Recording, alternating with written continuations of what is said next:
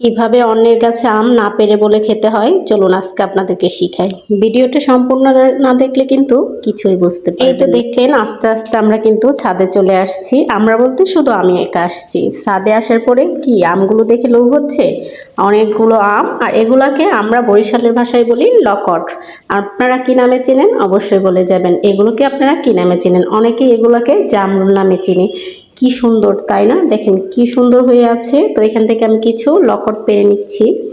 তারপর হচ্ছে আমি বেশ কিছু লকট পারবো, যেগুলো হচ্ছে একদম বড় বড়, শুধু সেগুলোই বেছে বেছে পারবো।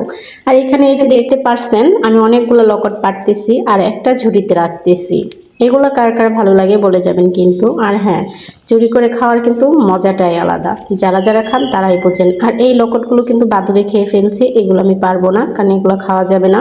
তো আমি আবার অন্য জায়গায় থেকে আবার অন্য একটা ডাল থেকে বেশ কিছু লকট পারতেছি, দেখতে পাচ্ছেন।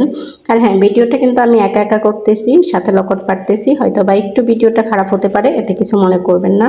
আর দেখেন কি সুন্দর আম না, দেখলেই নিতে ইচ্ছা করে। হ্যাঁ, আমি একটা আম নিয়ে নিলাম। একটা না, আমি দুইটা আম নিয়েছি, কারণ হচ্ছে আমি আমগুলো হচ্ছে ডালে দেব। ওই দেখেন এখান থেকে আমি আরও একটি আম নিলাম। কি ভাবছেন চুরি করে আম পাচ্ছি? মোটেও না কিন্তু। হ্যাঁ, অবশ্যই বাড়িওয়ালার অনুমতি নিয়ে আমার লকটগুলো পাড়া। বাড়িওয়ালা আমাকে বলেছে বিদায় কিন্তু আমি এগুলো পারতে পেরেছি। এরকম নিজের হাতে পেরে খাওয়ার কিন্তু মজাই আলাদা।